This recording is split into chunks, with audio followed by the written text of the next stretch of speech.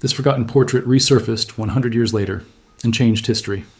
The autumn rain drummed steadily against the windows of Morrison's auction house in Boston as Dr. James Parker browsed through boxes of forgotten photographs. The musty smell of old paper and leather filled the cramped back room where estate sale items waited to be cataloged. James, a history professor specializing in post-Civil War America, had spent countless Saturday mornings in places like this, searching for pieces of the past that textbooks overlooked. He lifted a stack of tintypes and cabinet cards, most showing stern-faced Victorian families whose names had been lost to time. Then his fingers paused on a particular photograph. The image showed 6 African-American individuals posed formally in a studio setting, the kind of portrait that would have cost a working family weeks of wages in 1890. James held the photograph closer to the dim light. The family was impeccably dressed. The patriarch sat centered, his dark suit pressed, a watch chain visible across his vest. Beside him, a woman in an elegant high-collared dress gazed at the camera with quiet dignity. Their children, 3 young men and a woman, stood behind them. The painted backdrop depicted classical columns and a pastoral landscape, standard for photography studios of that era. What struck James immediately was the rarity of the image itself. Photographs of African-American families from this period were uncommon, often lost or destroyed over generations. This one had survived in remarkable condition, the sepia tones still rich, the details crisp. He turned it over. On the back, written in faded ink, "The Lawrence Family, Philadelphia, September 1890. He was about to set it aside when something made him look again. Their hands. Each person's hands were positioned oddly, not in the relaxed or formally clasped poses typical of Victorian portraiture. The father's right hand rested on his knee with 3 fingers extended and 2 folded. The mother's hands were crossed at her lap, but her left thumb protruded at an unusual angle. One son's hand was placed flat against his chest. Another held his hands behind his back in a way that seemed unnatural. James felt his pulse quicken. In 15 years of studying historical photographs, he had learned to notice details others missed. These hand positions were too deliberate, too specific to be random. They meant something. He carried the photograph to the front desk, where Mrs. Morrison tallied his items. $5 for the lot, she said, barely glancing at his selections. James paid quickly, tucking the photograph into his leather satchel. Outside, the rain had intensified, but he barely noticed. His mind raced through possibilities, historical contexts, and the question that would consume him: what were the Lawrence family trying to tell the world? James spread the photograph across his desk at Northeastern University Monday morning. Pale November sunlight filtered through his office window as he positioned his magnifying lamp directly over the image. He had spent the entire weekend thinking about those hands, unable to shake the feeling that he had stumbled onto something significant. Through the magnifying glass, every detail became clearer. The father, who appeared to be in his 50s, had a dignified bearing despite his unusual hand position. His 3 extended fingers pointed subtly downward. The mother's crossed hands revealed something else under magnification. Her right index finger touched her left wrist at a precise point, almost like she was checking a pulse, but the gesture was clearly intentional for the photograph. The eldest son standing behind his father had his right hand pressed flat against his chest, fingers spread. The second son's hands, clasped behind his back, were partially visible at his sides, and James could see his thumbs were interlocked in an unusual way. The daughter's hands rested on her mother's shoulder, but her pinky fingers were extended while the others were curled. The youngest son at the far right had one hand in his pocket, the other hanging at his side with his palm facing forward. James pulled out his collection of reference books on Victorian photography. He had studied thousands of period portraits, and standard poses were well documented. Photographers of that era gave specific instructions: hands folded in lap, resting on a table, holding a book, or placed formally on armrests. What they did not do was create asymmetrical, seemingly random positions that differed for each person in a group portrait. He photographed the image with his digital camera and enlarged sections on his computer screen. The hand positions became even more deliberate at higher magnification. These were not accidents or moments of movement captured by a slow shutter speed. Each person had held their position perfectly still for the long exposure time required in 1890, which meant these gestures were intentional and maintained with purpose. James leaned back in his chair, his mind working through the timeline. The photograph was dated September 1890. The Civil War had ended in 1865, and the 13th Amendment abolished slavery that same year. The Underground Railroad, that secret network of routes and safe houses that helped enslaved people escape to freedom, had effectively ceased operations by the end of the war, 25 years before this photograph was taken. So why would a family in 1890 be using what appeared to be coded hand signals? James spent the next 2 weeks buried in research. He started with the most comprehensive source he could find: a rare collection of Underground Railroad documentation held in the university's special archives. The materials included correspondence between abolitionists, coded messages, quilts with symbolic patterns, and most importantly, a small leather journal that had belonged to a conductor named William Still, often called the father of the Underground Railroad. Still had meticulously documented the stories of hundreds of people he helped escape to freedom. But tucked into the journal's back pages, James found something unexpected. Sketches of hand signals. They were crude drawings, but the annotations were clear. Signal for safe house. Warning of danger. Request for food and shelter. Indication of number of travelers. James's hands trembled as he compared the sketches to his photograph.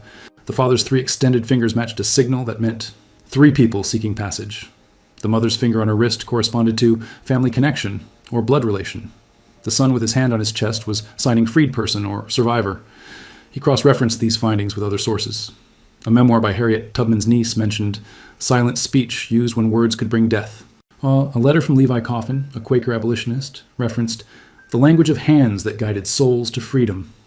These signals had been a crucial communication method when enslaved people and their helpers needed to identify each other without speaking, especially in areas where slave catchers were active. But James kept returning to the same problem. Why would the Lawrence family be photographed using these signals in 1890? The need for such secrecy had ended decades earlier. There were no more escapes to coordinate, no more safe houses to identify, no more slave catchers to evade. He decided to trace the Lawrence name.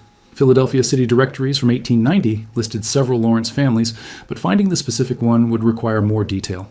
He needed to know where they lived, what they did for work, anything that could narrow his search. James returned to the photograph itself, examining every element. The studio backdrop caught his attention. Most photographers used generic painted scenes, but this one had distinctive features. The columns had unusual capitals, and in the distant background, barely visible, was a painted structure that looked like a specific building. He began researching Philadelphia photography studios active in 1890, cross-referencing their addresses with known backdrops. It was painstaking work, but on the 3rd day, he found a match. The studio belonged to Augustus Washington, Jr., a black photographer who had established his business on South Street in Philadelphia in 1888. James discovered that Washington was not just any photographer. He was the son of Augustus Washington, Sr., a prominent daguerreotypist who had photographed Frederick Douglass and been active in abolitionist circles before emigrating to Liberia in 1853. The younger Washington had returned to America in 1885 and opened his studio specifically to serve the African American community. In an era when many photographers refused to photograph black clients or charged them exorbitant rates, Washington's studio became a gathering place and symbol of pride. James found a brief mention of the studio in a Philadelphia Historical Society newsletter from 1982. It included an address, 412 South Street. The building no longer existed, replaced by modern development, but the Historical Society had archived some of Washington's business records, including a ledger of appointments. James made the 2-hour drive to Philadelphia on a cold December morning. The Historical Society occupied a converted townhouse in Society Hill, its rooms filled with documents, maps, and artifacts from the city's past. A librarian named Dorothy, a black woman in her 60s with reading glasses hanging from a beaded chain, greeted him warmly. "We don't get many researchers interested in Augustus Washington, Jr.," she said, leading him to a climate-controlled room. His father is better known, but the son did remarkable work documenting the black community in the 1890s. She placed a leather-bound ledger on the table before him. James carefully turned the pages, scanning entries from September 1890. Most were simple: names, dates, prices paid. Then he found it. September 14th, 1890. Lawrence family, 6 persons. Special sitting, no charge. No charge. That was unusual. Washington ran a business, yet he had photographed this family for free. The notation "special sitting" appeared only twice in the entire ledger that year. "Dorothy," James said, looking up, "what would make a sitting special in 1890? And why would a photographer not charge?" Dorothy adjusted her glasses and peered at the entry. Special sittings were often for important community members or for photographs meant to serve a particular purpose. As for no charge, that suggests a personal connection or a favor. In those days, doing something for free meant it mattered deeply to both parties. James photographed the ledger page, then asked if there were any other Washington materials. Dorothy disappeared into the back and returned with a wooden box. Inside the box were loose papers, correspondence, and several dozen glass plate negatives carefully wrapped in cloth. Dorothy explained that Washington's studio had closed in 1903 when he died suddenly, and his widow had donated these materials to the Historical Society in 1911. James carefully examined the letters, most of which were routine business correspondence. Then he found one that made his breath catch. It was dated August 30th, 1890, 2 weeks before the Lawrence family photograph, written in elegant script on cream-colored paper. "Dear Augustus, I write to request your assistance with a matter of great personal importance. My family wishes to create a permanent record, a testimony that can survive when memories fade. We have discussed this among ourselves and believe you are the only one we can trust with this task. The sitting must be private, and we ask that you guide us in the old way. We will come to you in September. Your friend in freedom, Thomas Lawrence. The old way. James read the phrase 3 times. It had to refer to the hand signals. Thomas Lawrence was asking Washington to help them create a photograph that preserved the Underground Railroad's secret language. But why? What was so important about preserving these signals in 1890 that a family would commission a special photograph? James photographed the letter, then turned his attention to the glass negatives. Most showed typical Victorian portraits, but one stopped him cold. It was another photograph, taken the same day as the Lawrence family portrait, showing the same 6 people, but in this image they stood instead of sitting, their hands in completely different positions. This was a second pose, a companion image to the one James had purchased. He held the glass plate up to the light. In this version, Thomas Lawrence pointed with 2 fingers toward the ground. His wife's hands formed a triangle. The eldest son's arms were crossed with his hands gripping opposite elbows. The second son held one hand palm up at waist level. The daughter's hands were clasped as if in prayer. The youngest son's hands were empty, hanging naturally at his sides. These were different signals entirely. The Lawrence family had not created one coded photograph, but 2, each conveying a separate message. "Dorothy, I need to photograph this negative. Can you develop it for me?" She smiled. "We have a darkroom. Give me an hour." While he waited, James walked through Philadelphia's streets, trying to imagine the city as it had been in 1890. The black community here had been substantial, composed of freed people, their descendants, and those who had escaped slavery before the war. They had built churches, schools, businesses, and mutual aid societies. When he returned, Dorothy handed him a newly printed photograph. Seeing it developed and enlarged, James noticed more details. Behind the family in this second image, partially visible in the studio's background, was a shelf with books. He could just make out some titles on the spines. James returned to Boston with copies of both photographs and the letter. He pinned them to his office wall, studying them for hours each day. Students passing his open door would glimpse him standing motionless, staring at the images, lost in thought. He focused on identifying the hand signals in the second photograph. Cross-referencing with the Underground Railroad documentation, he determined that Thomas Lawrence's 2-fingered point meant direction north. The wife's triangle symbolized safe harbor. The eldest son's crossed arms represented protection offered here. The second son's upturned palm meant provisions available. The daughter's prayer-like clasp signified faith community, or church. The youngest son's empty hands were puzzling until James found a reference in an abolitionist diary. Empty hands meant freedom achieved. Together, the signals spelled out a message: journey north to safe harbor where protection and provisions are offered by the faith community. Freedom achieved. This was not just a family preserving history. They were documenting something specific, a particular place or event connected to the Underground Railroad. But what place? And why was it still significant in 1890? James examined the book titles visible in the second photograph. Using photo enhancement software, he could read 2 titles: Narrative of the Life of Frederick Douglass and Uncle Tom's Cabin. Both were landmark abolitionist works. But it was the third book, partially obscured, that proved crucial. Through careful enhancement, he could make out Bard Street safe, Lombard Street. James searched for any connection between Lombard Street and the Underground Railroad. What he found astonished him. Mother Bethel African Methodist Episcopal Church, founded in 1794, stood at 419 South 6th Street in Philadelphia, but the congregation had operated multiple properties. One of their auxiliary buildings had been located on Lombard Street and served as a documented Underground Railroad station from 1850 to 1863. The building had been sold in 1867 and converted to private residences. James found city records showing that Thomas Lawrence had purchased the property at 247 Lombard Street in 1875. He had lived there until his death in 1902. The same building that had hidden freedom seekers before the Civil War had become the Lawrence family home. But there was more. James discovered a brief newspaper article from the Philadelphia Tribune, a black newspaper, dated July 4th, 1890. It announced that the property at 247 Lombard Street would be demolished the following year to make way for commercial development. The Lawrence family would be forced to relocate. Suddenly, everything made sense. The family had not created these photographs simply to honor history. They were creating a permanent record of the actual safe house where they had found freedom, preserving the signals that had guided them there, before both the building and living memory disappeared forever. James needed to know the Lawrence family's story, but records of formerly enslaved people were notoriously difficult to trace. Many had changed their names after gaining freedom, and official documentation was sparse or non-existent for people who had been considered property rather than persons. He started with census records. The 1890 census had been largely destroyed in a fire, but he found the Lawrence family in the 1880 Philadelphia census. Thomas Lawrence, age 42, born in Maryland. His wife, Elizabeth, age 40, born in Virginia. Their children, William, age 18, Daniel, age 16, Sarah, age 14, and Joseph, age 12, all born in Pennsylvania. The birthplaces were revealing. Thomas and Elizabeth had been born in slave states, but their children were born in Pennsylvania, a free state. This meant Thomas and Elizabeth had escaped slavery and reached Philadelphia before 1862, when their eldest son was born. James searched Maryland and Virginia records for any mention of enslaved people named Thomas and Elizabeth who disappeared in the late 1850s or early 1860s. It was like searching for shadows, but he persisted. Finally, in a Maryland plantation ledger archived at the Library of Congress, he found an entry dated March 1861. Slaves Thomas and Elizabeth absconded. Reward offered for return. The plantation belonged to a man named Richard Garrett in Talbot County, Maryland, on the Eastern Shore. James felt his pulse quicken.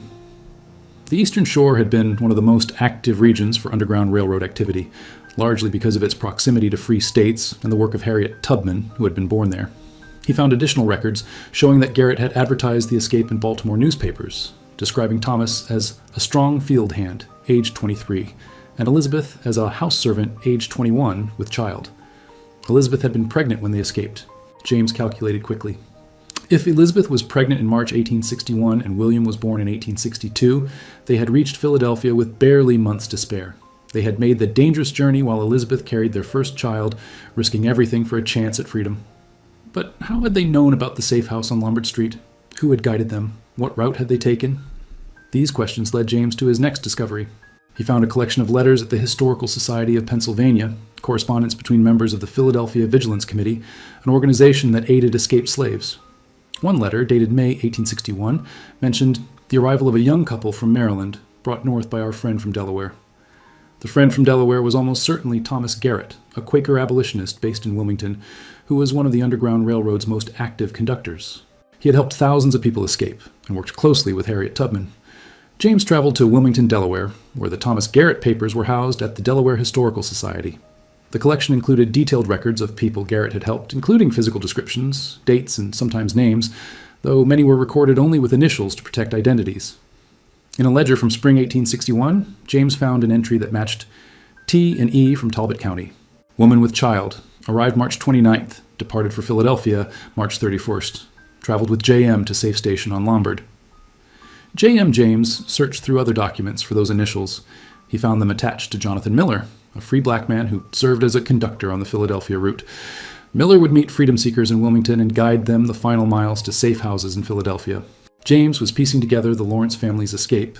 Thomas and Elizabeth had fled the Garrett plantation in late March 1861, probably traveling by night through Maryland's network of safe houses.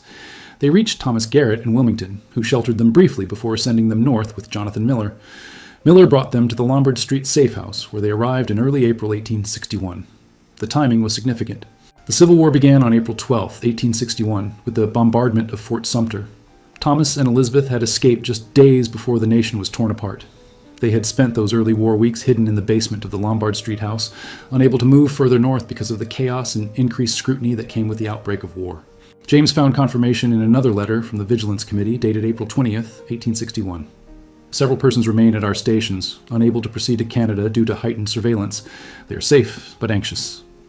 Thomas and Elizabeth must have lived in that basement for weeks, perhaps months, as Elizabeth's pregnancy progressed. At some point, the family operating the safe house had helped them establish new identities with the surname Lawrence, had found Thomas work, and had helped them integrate into Philadelphia's free black community. Their son William was born in Philadelphia as a free child, the first Lawrence to be born into freedom. But who had operated that safe house? Who had risked everything to shelter them? James needed to find out who owned the Lombard Street property in 1861. Property records showed it belonged to Reverend Jacob Bennett and his wife Martha, members of Mother Bethel AME Church. The Bennetts had operated the safe house from 1850 until the end of the war, sheltering an estimated 200 people. James found a photograph of Reverend Bennett from 1865, a dignified man in his 50s. Then he made a connection that sent chills down his spine.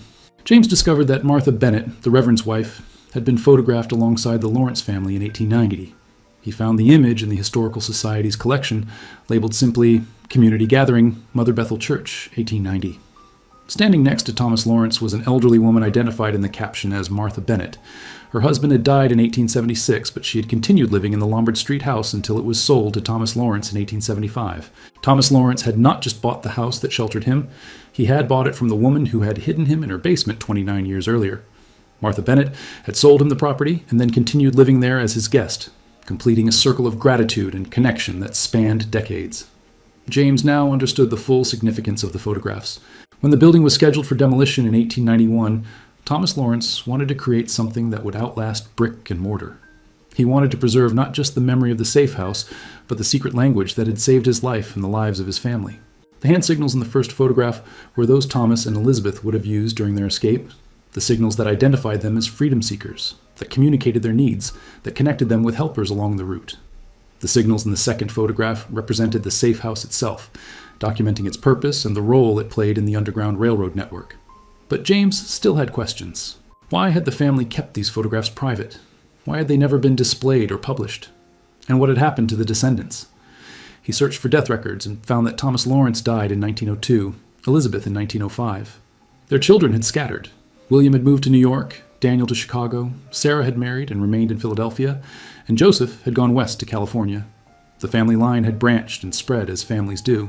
James tracked down modern descendants through genealogy databases and church records from Mother Bethel AME, which had maintained detailed membership lists.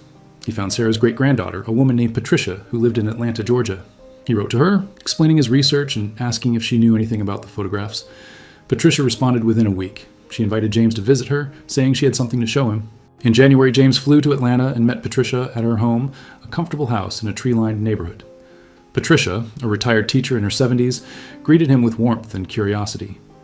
"My grandmother told me stories about the Lombard Street house," Patricia said, leading James to her dining room. "She said it was sacred ground, that people had prayed there for freedom and found it." She opened a cedar chest and carefully lifted out a cloth-wrapped bundle.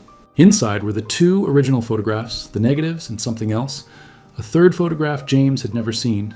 The third photograph showed the same Lawrence family, but this time they were joined by Martha Bennett and Augustus Washington Jr. himself. 8 people stood together in the studio, and their hands told yet another story. This photograph had never been part of any archive or collection. It had been kept privately by the Lawrence family for over a century, passed from generation to generation with strict instructions about its significance. Patricia explained that her grandmother had told her it was never to be displayed publicly during the lifetimes of anyone in the photograph or their children, a request that had been honored until now, more than 130 years later.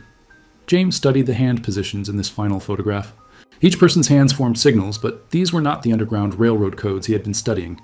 These signals were simpler, more universal. Hands clasped in friendship, hands placed over hearts, hands extended in gestures of offering and acceptance.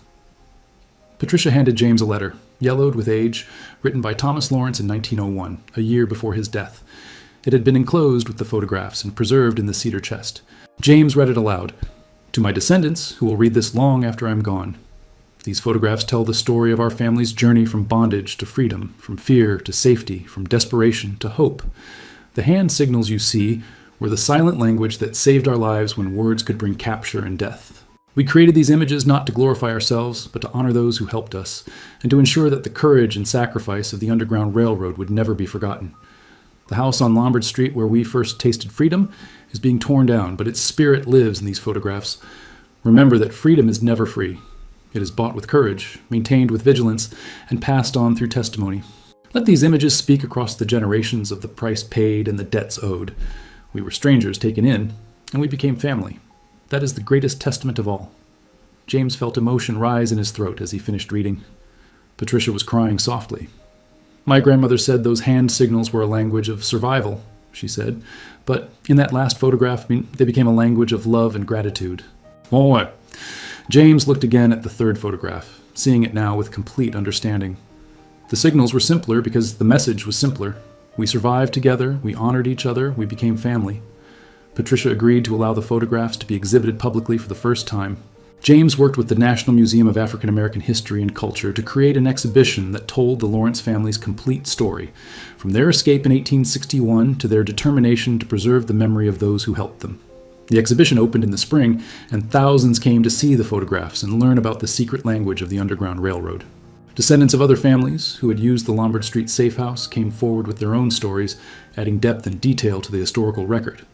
James stood in the gallery on opening day, watching visitors examine the photographs, reading the hand signals, understanding for the first time the complex web of courage and communication that had saved thousands of lives. A young girl, perhaps 10 years old, stood before the first Lawrence family photograph, her own hands unconsciously mimicking the signals. "What do they mean?" she asked her mother. "They mean freedom," her mother answered. "And they mean that some things are too important to forget." James thought about the journey that had brought him here, from a rainy morning in a Boston auction house to this moment of revelation and recognition. The Lawrence family had succeeded in their mission. They had preserved not just the memory of the Underground Railroad, but its very language, hidden in plain sight in a photograph that waited more than a century to tell its truth. The photograph that seemed so ordinary at first glance had indeed changed history, not by revealing something entirely unknown, but by preserving something precious that had been slipping away, the testimony of survival, the language of liberation, and the enduring power of those who risk everything to help others reach freedom. Outside the museum, spring rain began to fall, gentle and cleansing, like the rain that had fallen that distant morning when James first held the photograph in his hands and wondered what secrets it contained. Now the secrets were revealed, the silence was broken, and the Lawrence family's message had finally reached across a century to touch the world they had dreamed their descendants would inherit. A world that remembered, a world that honored, a world that would never let their story be forgotten again.